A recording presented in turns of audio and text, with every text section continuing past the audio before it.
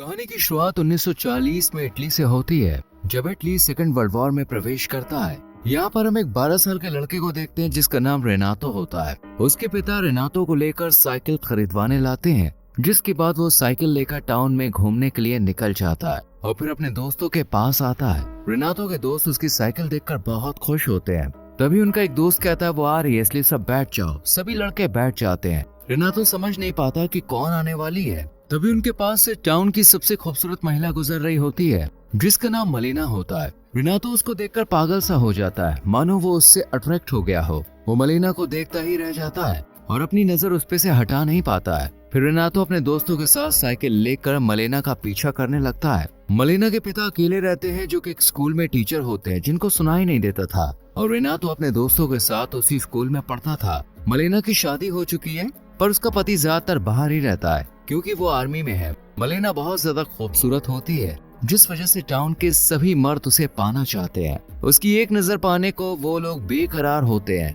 पर टाउन की औरतें उससे जलती थी और उसके जैसा सुंदर बनना चाहती थी। इसके बाद हम रेनातो को देखते हैं, जो कि स्कूल में होता है, जहां उसके मन में बार बार मलिना का ख्याल आ रहा होता है, जिस वजह से वो पढ़ाई में ध्यान नहीं दे पाता है। फिर स्कूल खत्म होने के बाद रेनातो साइकिल लेकर मलिना के घर जाता है और सड़क की दूसरी ओर बैठकर घर से उसके निकलने का इंतजार करने लगता है। तभी मलिना घर से बाहर आती है और रेनातो को अपने पास बुलाती है और उसे पैसा देकर सिगरेट लाने को कहती है। रेनातो मलिना को घूरे जा रहा होता है। इसी बीच वो अपनी इमेजिनेशन से बाहर आ जाता है और वो वहीं पर बैठा होता है। इसके बाद रेनातो घर जाकर अपने पिता की पैंट चोरी करके टेलर के पास जाता है और उसे अपने नाप को पहनने के लिए बनवाने को देता है। पर जब ये बात उसके पिता को पता चलती है तो वो रेनातो को बहुत डांटते हैं और कहते हैं कि तुम्हारी उम्र अभी हाफ पैंट पहनने की है। यहाँ रेनातो ये जानते हुए भी कि मलिना शादीशुदा है, वो उस पर नजर रखने लगता है।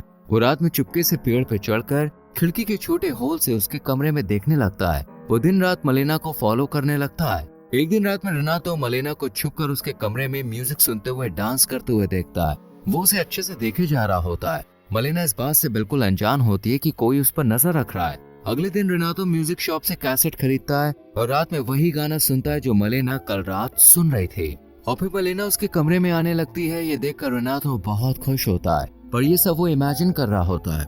अगले दिन जब रेनातो मलिना का साइकिल से पीछा कर रहा होता है, तब वो देखता है कि टाउन के पैसे वाले लोग से लेकर गरीब लोग, यहाँ तक कि बड़े बड़े अधिकारी की नजर मलिना पर है और वो लोग उसे गंदी नजरों से देखते हैं। मलिना को ऐसे घूरता देख उन लोगों की बीवियां उन्हें कहने के बजाय मलिना को ही ताने मारा करती थी। साथ ही उससे नफरत भी करती है, क्योंकि वो औरतें नहीं चाहती थी कि उनका पति पराई औरतों को देखे।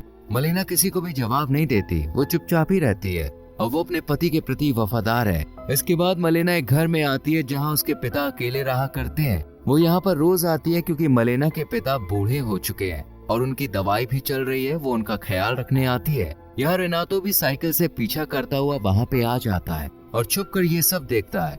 अगले दिन हम टाउन में देखते हैं कि कुछ आर्मी के ऑफिसर्स और गवर्नमेंट के कुछ लोग माइक में अनाउंस करके बताते हैं कि कुछ लोग वॉर में मर गए, जिनमें मलिना का पति भी शामिल है। ये खबर पाकर टाउन के लोग मलिना को पाना चाहते हैं। वो बहुत खुश हो जाते हैं क्योंकि अब वो विधवा हो चुकी है। वहाँ मलिना अपने पति की मौत से दुखी हो जाती है। वो अपने पति से बहुत प्यार करती थी, पर उसके जाने के बाद वो अब अकेली हो चुकी थी, इसलिए वो अपना घर छोड़कर अपने पिता के साथ उनके घर पर रहने लगती है।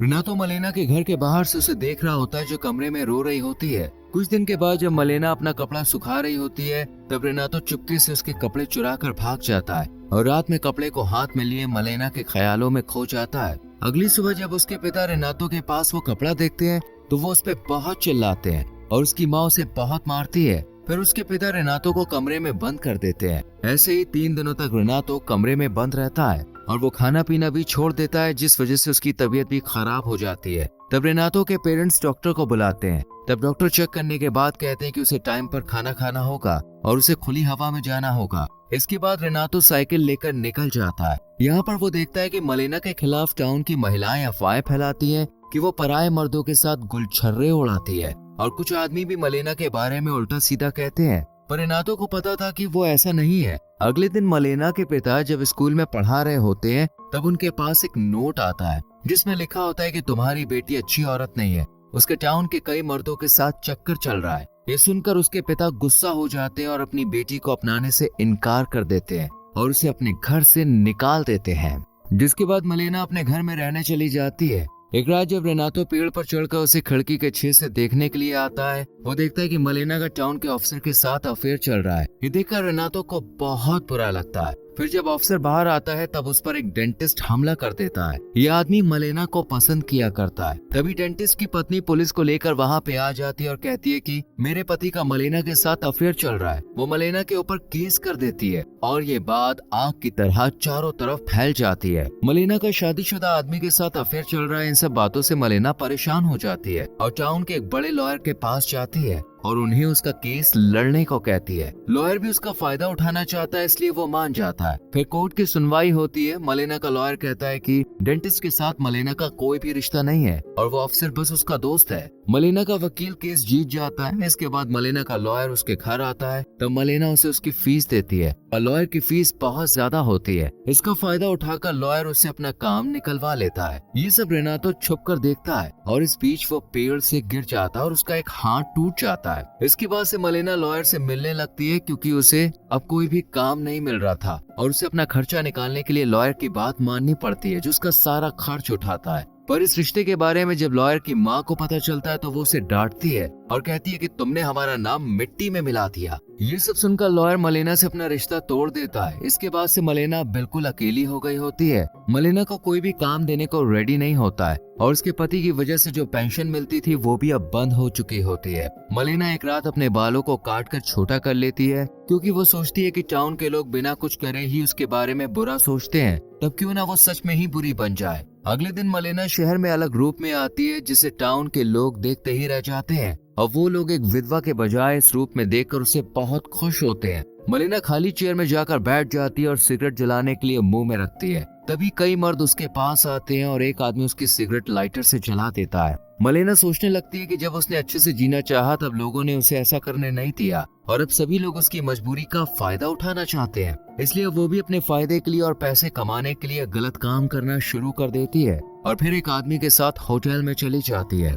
रेनातो ये सब दूर से खड़ा होकर देख रहा होता है। ये सब उसको बिल्कुल भी अच्छा नहीं लगता। वो रात में मलेना के घर पर नजर रखता है और देखता है कि रोज रात मलेना के घर कुछ लोग आते हैं, पर मलेना के ऐसा करने से उन आदमियों की पत्नियां बहुत नाराज होती हैं और उससे और भी ज्यादा नफरत करने लगती है। मलेना टाउन में बहुत ज्यादा फेमस हो चुकी होती है। वो सीना के साथ भी घूमने जाया करती थी।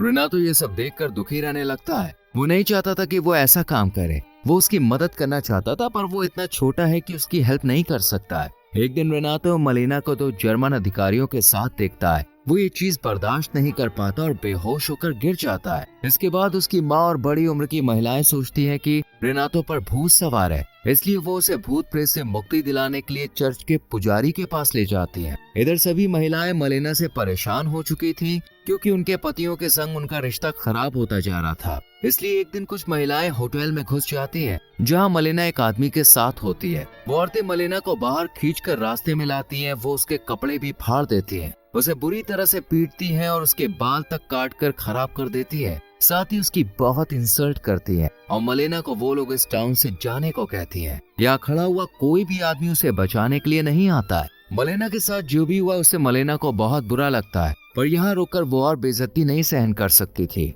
इसलिए मलेना शहर छोड़कर चली जाती है। रेनातो दूर से ये सब कुछ देख रहा होता है। कुछ दिनों के बाद मलेना का पति टाउन में आता है, जो अभी भी जिंदा होता है, पर उसका एक हाथ लड़ाई में जा चुका है। उसे देखकर सभी निवासी बिल्कुल शॉक्ड हो जाते हैं। वो मलेना को ढूंढते हुए अपने घर पे आता है, तब वहाँ पर कई लोगों को वो घर में देखता है जिन्होंने उसके घर पर कब्जा कर लिया होता है। इन लोगों का घर युद्ध में जा चुका है, इसलिए वो लोग अब यहीं रहते हैं। फिर मलेना का पति टाउन के लोगों से अपनी वाइफ के बारे में पूछता है, पर कोई भी उसे बताने के लिए रेडी नहीं था कि उसकी पत्नी का क्या हुआ, वो कहाँ गई। उसके दोस्त भी उसकी पत्नी के बारे में उल्टा पुल्टा कहने लगते हैं कि जब वो नहीं था तब वो क्या क्या करती थी। ये सब सुनकर मलेना के पति को बहुत बुरा लगता है। रेनातो मलेना के पति को उसके बारे में बताना तो चाहता है, पर उसमें इतनी हिम्मत नहीं है कि वो उसका सामना करे। यहाँ रेनातो को पता होता है कि मलेना कौन सी ट्रेन पकड़कर कहाँ गई थी, इसलिए वो रात में मलेना के हस्बैंड के पास एक लेटर फेंक देता है और भाग जाता है। इस लेटर में लिखा होता है कि वो अभी भी उससे प्यार करती है और वो मेसिना शहर चली गई है। इसके बाद मलेना का पति उसी रात ट्रेन पकड़कर उसे ढूंढने चला जाता है। 1 साल के बाद मलेना अपने पति के साथ उसी टाउन में आती है और शहर में चलते हुए आगे बढ़ रही होती है। महिलाएं देखती हैं कि मलेना अभी और भी ज्यादा ब्यूटीफुल दिखती है, पर अभी वो अपने पति के साथ रह रही है, जिससे महिलाओं को एहसास होता है कि वो अब उनके लिए खतरा नहीं है। मलेना की हिम्मत देखकर वो लोग हैरान हो जाते हैं और वो लोग उसके बारे में ज्यादा सम्मान से बात करना शुरू कर देते हैं। फिर जब वो बाजार जाती है तो उसे पीटने वाली महिलाएं उसे गुड मॉर्निंग कहती हैं और उसे मैडम कहती है। मलेना सब कुछ भूलकर उन्हें गुड मॉर्निंग कहती है। फिर जब मलेना बाजार से सामान लेने के बाद घर जाने लगती है, तब उसके बैग से कुछ ऑरेंजेस नीचे गिर जाते हैं। तब रेनातो ऑरेंजेस को उठाने में उसकी हेल्प करता है। फिर जब मलेना जाने लगती है तब वो उसे गुड लक कहता है। इसके बाद रेनातो साइकिल लेकर निकल जाता है और मन ही मन कहता है कि समय बीत रहा है और मैंने कई लड़कियों से प्यार किया, और जब उन्होंने मुझे अपने करीब रखा और पूछा कि क्या मैं उन्हें याद रखूंगा, तो मैंने कहा कि हाँ, मैं उन्हें याद रखूंगा। लेकिन सच ये है कि एकमात्र ऐसी महिला जिसे मैं कभी नहीं भूला वो है मलेना। और इसी के साथ मूवी खत्म हो जाती है। दोस्तों, मलेना की जगह पर दूसरी लड़की के साथ भी सोसाइटी ऐसा ही बर्ताव करेगी क्या? इस पर आपकी क्या राय है? कमेंट सेक्शन में जरूर लिखें।